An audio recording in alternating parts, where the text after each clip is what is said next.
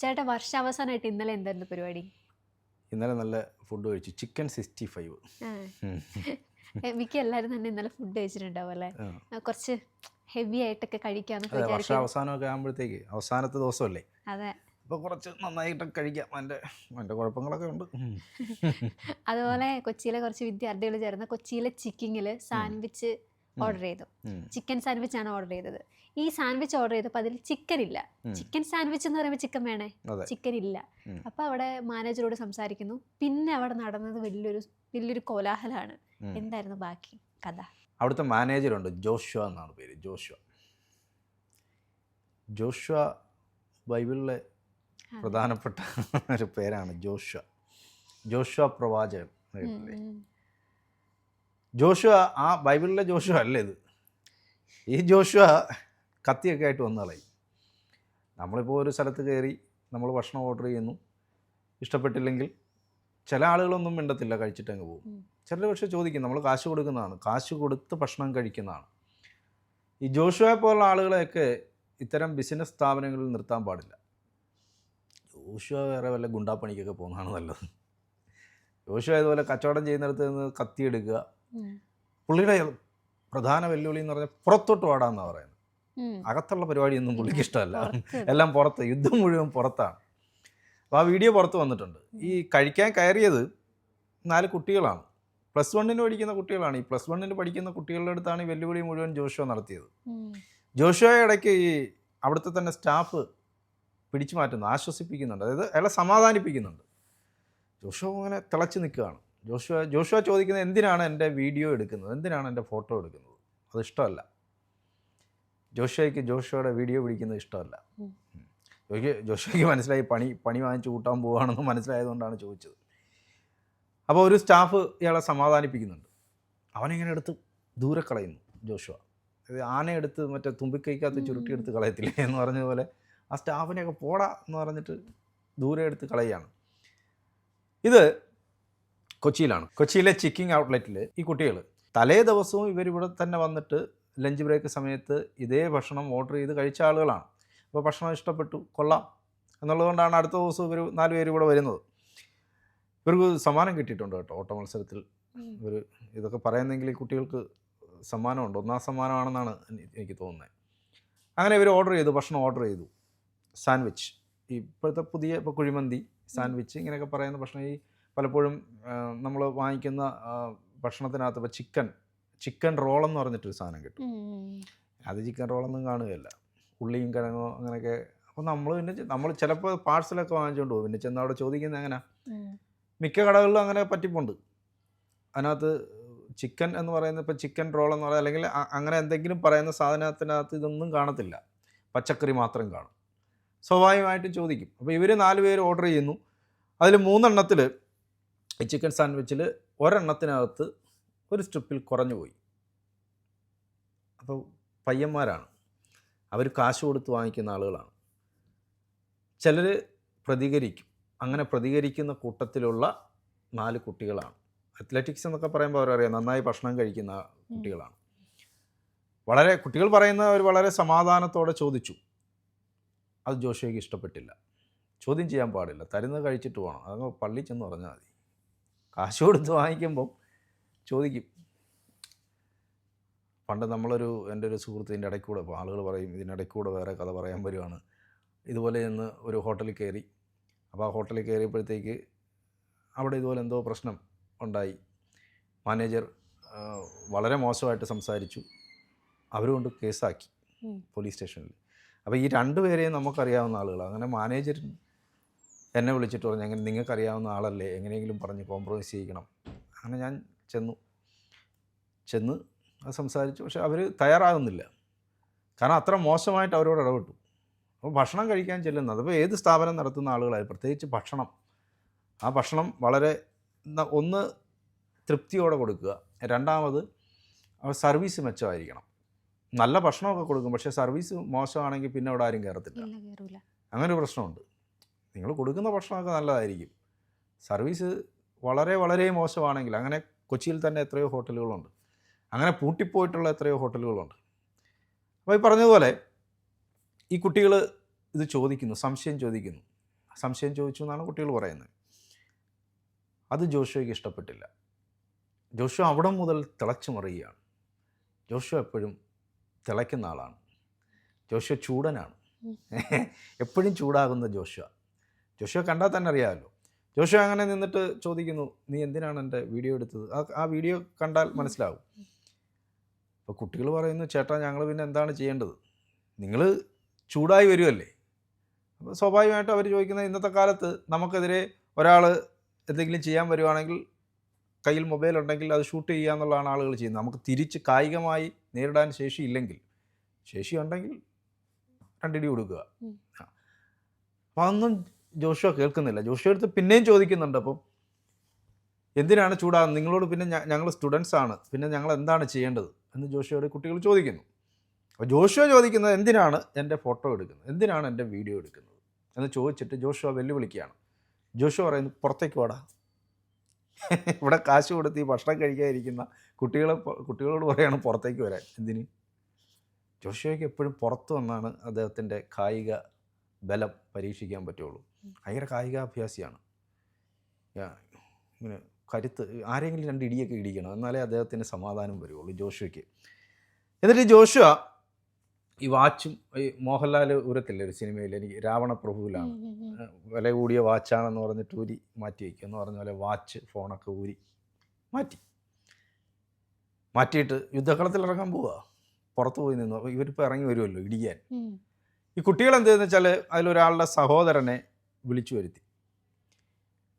വരുത്തി കാര്യം പറഞ്ഞപ്പോൾ പറഞ്ഞ് സമാധാനമായിട്ടിരിക്കുക, നിങ്ങൾ അവിടെ നിന്ന് നിങ്ങൾ നല്ല, അപ്പോൾ അയാൾ പറഞ്ഞു, നിങ്ങൾ നല്ല ഓട്ടക്കാരാണല്ലോ, പ്രശ്നം വരുവാണെങ്കിൽ നിങ്ങൾ കയറി ഓടിക്കോളാൻ.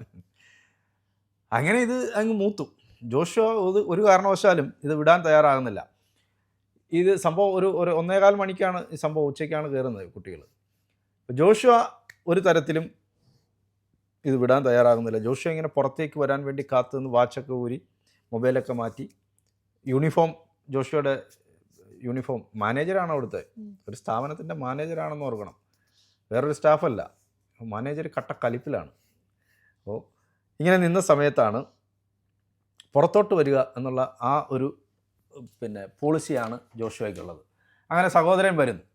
സഹോദരൻ ചേരാനിൽ നിന്ന് പറഞ്ഞ് സഹോദരനും കുറച്ച് സുഹൃത്തുക്കളും കൂടെ വരുന്നു. അപ്പോൾ അവരുമായിട്ട് പിന്നീട് സംസാരിക്കുകയാണ് ജോഷുവ. അപ്പോൾ അവർ ചോദിക്കുന്നത്, എന്തിനാണ് നിങ്ങളിങ്ങനെ കാണിക്കുന്നതൊക്കെ ചോദിക്കുന്നു. ജോഷുവ സംസാരിക്കുന്നു. ജോഷുവ അത് കഴിഞ്ഞിട്ട് അകത്തേക്ക് പോകുന്നു. അകത്തേക്ക് പോയിട്ട് ജോഷുവ പിന്നെ വരുന്നൊരു കത്തിയായിട്ടാണ്. നിങ്ങൾ ആലോചിച്ച് നോക്കും, ഒരു സ്ഥാപനത്തിൽ നമ്മൾ ഭക്ഷണം കഴിക്കാൻ ചെല്ലും, അവിടെ വാളും വടിവാളും കത്തിയൊക്കെ ആയിട്ടാണ് ഈ സ്റ്റാഫ് എല്ലാം നിൽക്കുന്നതെങ്കിൽ ആ സ്ഥാപനം അടച്ചുപൂട്ടുകയല്ലേ വേണ്ടത്. ഇതിനകത്ത് പ്രധാനപ്പെട്ട ഒരു നിയമപ്രശ്നം എന്ന് പറയുന്നത് കുട്ടികളെ ഉപദ്രവിക്കാൻ ശ്രമിച്ചു എന്നുള്ളതാണ്. ഈ സഹോദരൻ പറയുന്നത്, പുറത്തേക്ക് പോകുന്ന വഴിക്കിൽ അതിലൊരു കുട്ടിയുടെ ദേഹത്ത് ശക്തമായിട്ട് ഇടിച്ചിട്ടാണ് പോകുന്നതെന്നാണ് പറയുന്നത്. ഇയാൾക്കെതിരെ യഥാർത്ഥത്തിൽ കേസെടുക്കേണ്ടതാണ്. കാരണം കുട്ടികളെ ഉപദ്രവിക്കാൻ, ഭീഷണിപ്പെടുത്താൻ ശ്രമിച്ചു, കത്തി കാണിച്ച് ഭീഷണിപ്പെടുത്താൻ ശ്രമിക്കുകയാണ്.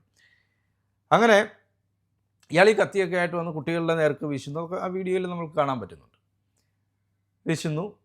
അപ്പോഴും വെല്ലുവിളിക്കുന്ന പുറത്തേക്ക് വരാനാണ് വിളിക്കുന്നത്. അപ്പോൾ ഈ വന്നവർ, ഈ കുട്ടിയുടെ സഹോദരൻ ഉൾപ്പെടെയുള്ള ആളുകൾ ജോഷുവയും വിളിക്കുന്നുണ്ട്, നീ പുറത്തോട്ടിറങ്ങി വാ. കാരണം അതിനകത്തൊരു പ്രശ്നമുണ്ട്, അയാളുടെ സ്ഥാപനത്തിനകത്ത് വെച്ച് അയാളെ ഒന്നും ചെയ്യാൻ പാടില്ല, അങ്ങനെ പ്രശ്നമുണ്ട്. അത് കേസ് വേറെയാവും, വകുപ്പ് വേറെയാണ്. അറിയാം. അപ്പം അത് ഇവർക്കെല്ലാം അറിയാം. അപ്പോൾ അതുകൊണ്ട് ജോഷുവയെ പുറത്തേക്ക് വിളിക്കുന്നു. അങ്ങനെയാണ് ആ വാശിക്ക് ജോഷുവയൊന്നും തോൽപ്പിക്കാൻ പറ്റുകയില്ല. ജോഷുവ വെല്ലുവിളി ഏറ്റെടുത്തുകൊണ്ട് അകത്തുപോയി കത്തിയുമായി വരുന്നു. അപ്പം പിള്ളേർ പറയുന്നുണ്ട്, അയാളുടെ കയ്യിൽ കത്തിയുണ്ട്, അവൻ്റെ ഈ കത്തിയുണ്ടെന്ന്. ജോഷുവ കത്തിയുമായിട്ട് ഇങ്ങനെ സ്റ്റൈലായിട്ട് വരുന്നു. പക്ഷേ അതിനകത്ത് എനിക്ക് ഇഷ്ടപ്പെട്ട ഒരു സീൻ എന്ന് പറയുന്നത്, അപ്പോൾ ജോഷുവ കത്തിയായിട്ട് പുറത്തേക്ക് ഇറങ്ങി എന്നിട്ട് വെല്ലുവിളിക്കുകയാണ്. ജോഷുവ എടുത്തിട്ടൊക്കെ കയ്യിൽ ആയുധമുള്ള ഒരാളുടെ അടുത്തേക്കൊന്നും ചെന്ന് കയറി കൊടുക്കരുത്. എത്ര വലിയ തൻ്റെടിയാണെന്ന് പറഞ്ഞാലും ആയുധമുള്ള ഒരാളുടെ അടുത്തേക്ക് ചെന്ന് കയറുക എന്ന് പറയുന്നത് നമ്മൾ ബുദ്ധിപരമായ നീക്കം നടത്തിയേ ചെന്ന് കയറാവും, അല്ലെങ്കിൽ പണിപാളും. എന്തായാലും ജോഷുവ ഇങ്ങനെ വെല്ലുവിളിച്ചുകൊണ്ടിരിക്കുമ്പോൾ അതിനകത്ത് ആ കൂട്ടത്തിൽ ഒരാൾ പിറകിൽ ചെന്നിട്ട് ജോഷുവ ഇങ്ങനെ പൂട്ടി. അങ്ങനെ അതിനാണ് കൈയടിക്കേണ്ടത്. ചെന്നിട്ട് ജോഷുവ അങ്ങ് പൂട്ടുകയാണ്. പുറകിൽ നിന്ന് കൈ കയറ്റി പൂട്ടി. ജോഷുവയുടെ കത്തിയും തെറിച്ചുപോയി, എല്ലാം തെറിച്ചുപോയി. ജോഷുവ കീഴടങ്ങുന്നു. എന്നിട്ട് ഇവർ പോലീസ് സ്റ്റേഷനിൽ, ഈ സഹോദരൻ പറയുന്നത്, ഇവർ പോലീസ് സ്റ്റേഷനിലേക്ക് പോകുന്നു, സെൻട്രൽ സ്റ്റേഷനിലേക്ക് പോകുന്നു. പക്ഷേ അവിടെ ചെന്നിട്ടും കേസെടുക്കാൻ തയ്യാറാകുന്നില്ല എന്നുള്ള ഒരു അനുഭവം പോലീസ് ജോഷുവയുടെ ഭാഗം നിന്ന് സംസാരിക്കുന്നു എന്നാണ് അവർ പറയുന്നത്. അതായത് ജോഷുവ ആരെയോ വിളിച്ച് പറഞ്ഞിട്ടുണ്ട്, സ്വാധീനമൊക്കെ ഉപയോഗിച്ചിട്ട് ജോഷുവയുടെ സ്വാധീനം ഉപയോഗിക്കുന്നു, അപ്പോൾ നിങ്ങളും ആരെങ്കിലും വിളിച്ച് പറ എന്നാണ് പോലീസുകാർ പറയുന്നത്. അപ്പോൾ ഇവരാദ്യം പരാതി കൊടുക്കാനായിട്ട് ഈ കുട്ടികളുടെ സഹോദരൻ ഉൾപ്പെടെയുള്ള ആളുകളാണ് ജോഷുവയ്ക്കെതിരെ, കാരണം കത്തി കാണിച്ച് ഭീഷണിപ്പെടുത്തിയാണല്ലോ ചെല്ലുന്നത്.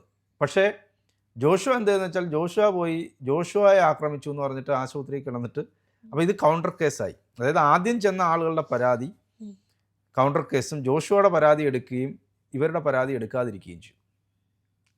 അപ്പം ആദ്യം പരാതി കൊടുത്ത ആളുകളുടെ കേസ് ജോഷുവയ്ക്കെതിരെ ഉള്ള കൗണ്ടർ കേസായി മാറും. അങ്ങനെ ആകെ ജോഷുവ ഇങ്ങനെ തിളച്ചു മറിയുന്ന ഒരു മനുഷ്യനാണ്. ജോഷുവ എന്നുള്ള പേര് പോലും ഇങ്ങനെ ഗസറ്റിൽ കൊടുത്ത് മാറ്റണം. ഇയാളുടെ പേര് വല്ലതും മാറ്റണം. ഇയാൾ ജോഷുവ എന്നുള്ള പേരൊന്നും ഇട്ടുകൊണ്ട് നടക്കാൻ പാടില്ല. ജോഷുവ എന്നുള്ള പേര് ഈ ക്രിസ്ത്യാനികളെ സംബന്ധിച്ചറിയാമല്ലോ. ജോഷുവ എന്ന് പറയുമ്പോൾ വളരെ പ്രധാനപ്പെട്ട, ബൈബിൾ വായിക്കുമോ? ഇല്ല. പ്രധാനപ്പെട്ട പേരുകളിലൊന്നാണ്. അങ്ങനെയുള്ള പേരാണ് ജോഷുവ. ഈ ജോഷുവ ഇങ്ങനെ തിളച്ചു മറിയുന്ന വരുന്ന എല്ലാ ആളുകളും, ഇപ്പോൾ ഒരു സ്ഥാപനം നടത്തുമ്പോൾ അതിന് ഒരു മാനസിക പക്വതയൊക്കെ വേണം. അങ്ങനെയുള്ള ആളുകൾക്ക് ഒരു സ്ഥാപനം നടത്തിക്കോളൂ. പ്രത്യേകിച്ച് ഇങ്ങനെയുള്ള പല തരത്തിലുള്ള ആളുകൾ ആ സ്ഥാപനത്തിൽ വരും. അവരെയെല്ലാം ഒരുപോലെ എന്താ പറയുക, മെയിൻറ്റെയിൻ ചെയ്ത് കൊണ്ടുപോകാനുള്ള കഴിവുണ്ടായിരിക്കും. അത് സ്കില്ലാണ്. ആ സ്കില്ലില്ലെങ്കിൽ ഇത്തരം പണിക്ക് പോകരുത്. ഇയാളെ മാനേജർ സ്ഥാനത്ത് നിന്നൊക്കെ എടുത്ത് കളയണം. ഗുണ്ടകളെയാണോ മാനേജർ സ്ഥാനത്ത് എടുത്ത് വയ്ക്കുന്നത്? ഒരു സ്ഥാപനത്തിലേക്ക് വന്നിട്ട് ആളുകൾ ചിലപ്പോൾ പരാതി പറയും, അല്ലേ? പരാതി പറയും, അവർക്ക് ഇഷ്ടപ്പെട്ടില്ലെങ്കിൽ അത് പറയും. ഇപ്പോൾ എൻ്റെ ഒരു സുഹൃത്ത്, ഞങ്ങൾ ഭക്ഷണം കഴിക്കാനായിട്ട് കയറി. അപ്പോൾ അയാൾ കഴിച്ചു തുടങ്ങിയപ്പോഴേ ഈ ഭക്ഷണം അയാൾക്ക് ഇഷ്ടപ്പെട്ടില്ല. അയാൾ കഴിച്ചിട്ട് ഇറങ്ങി ബില്ല് കൊടുക്കാൻ ചെല്ലുന്നത് അവിടെ മുതലാളി ഇരിപ്പുണ്ട്. വലിയ തിരക്കുള്ള ഹോട്ടലാണ്. അവിടെ ചെന്നിട്ട് ഉറക്കെ തന്നെ പറഞ്ഞു, മിണ്ടായിരിക്കും. അവർ അത്രയും ആളുകളുടെ മുമ്പ് വെച്ചിട്ട് പുള്ളി പറഞ്ഞു, വളരെ മോശമാണ് ഫുഡ്, ഞങ്ങളുടെ കാശ് വാങ്ങിക്കുന്നതാണ്, എന്തിനാണ് ഇങ്ങനെ കൊടുക്കുന്നതെന്നൊക്കെ ചോദിച്ച് പുള്ളി ചൂടായി. എന്ത് പറയാൻ പറ്റും? മുതലാളിയോട് പറഞ്ഞു, നിങ്ങളൊന്ന് വല്ലപ്പോഴും കഴിച്ചു നോക്ക്. നമുക്കൊരു മുതലാളി ഉണ്ടായിരുന്നു, പുള്ളി ഒന്ന് 1 മണിയാകുമ്പോൾ അതിൽ വലിയ ഹോട്ടൽ, ഞാൻ പറഞ്ഞിട്ടുണ്ടെന്ന് തോന്നുന്നു, വീട്ടിൽ പോവും. പുള്ളിയുടെ ഹോട്ടലിൽ നിന്ന് കഴിക്കത്തില്ല.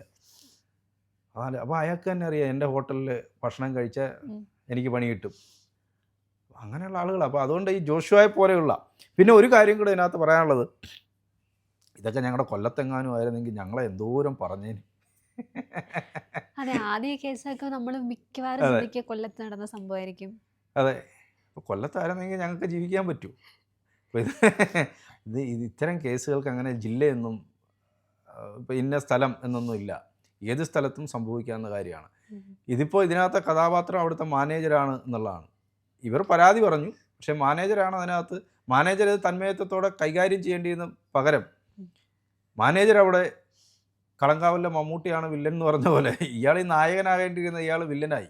ഇയാൾക്ക് മറ്റെന്തെങ്കിലും പ്രശ്നം ഉണ്ടായിരിക്കും, അല്ലെങ്കിൽ ഇയാളിങ്ങനെ വാച്ചൊക്കെ എടുത്ത് കളയുക, മൊബൈൽ കളയുക, പുറത്തിറങ്ങി വെല്ലുവിളിക്കാൻ. ഇങ്ങനെ എനിക്ക് പെട്ടെന്ന് ഓർമ്മ വന്നത്, പണ്ട് ജയനൊക്കെ ഇങ്ങനെ മസിലൊക്കെ പെരുപ്പിച്ചിട്ട് ഇങ്ങനെയൊക്കെ നിൽക്കുന്ന പോലുള്ളൊരു, അതൊക്കെയാണ് എനിക്ക് ഓർമ്മ വന്നത് ഇയാളിങ്ങനെ നിൽക്കുന്നത് കാണുമ്പോൾ.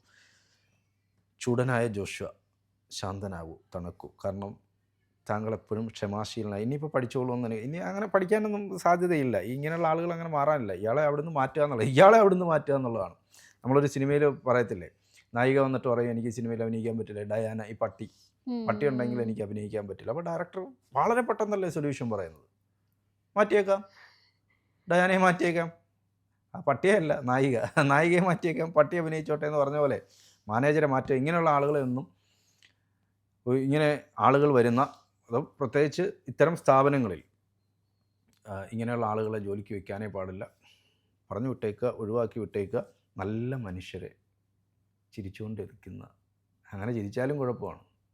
അപ്പോൾ ഇതൊക്കെ നന്നായി കൊണ്ടുപോകാൻ കഴിയുന്ന ആളുകളെ, ആ സ്കില്ലുള്ള ആളുകളെ മാനേജരാക്കുക. അല്ലാതെ കത്തിയും പടിവാളുമായിട്ട് രാവിലെ വീട്ടിൽ നിന്ന് ഇറങ്ങുന്ന ആളിനെ പിടിച്ച് മാനേജരാക്കി വയ്ക്കുക, വെള്ളത്തിന് ചൂടില്ലെന്ന് പറഞ്ഞാൽ ഉടനെ തോക്ക് ചൂണ്ടി വരിക, ഇങ്ങനെയുള്ള പരിപാടിയായിട്ട് വന്നു കഴിഞ്ഞാൽ എങ്ങനെ ആഹാരം, കാശും കൊടുക്കണം, ഈ കത്തി വീശലും കാണണം, ഇയാളുടെ ബോഡി ഷോയും കാണണം. ദൈവമേ, ശരി.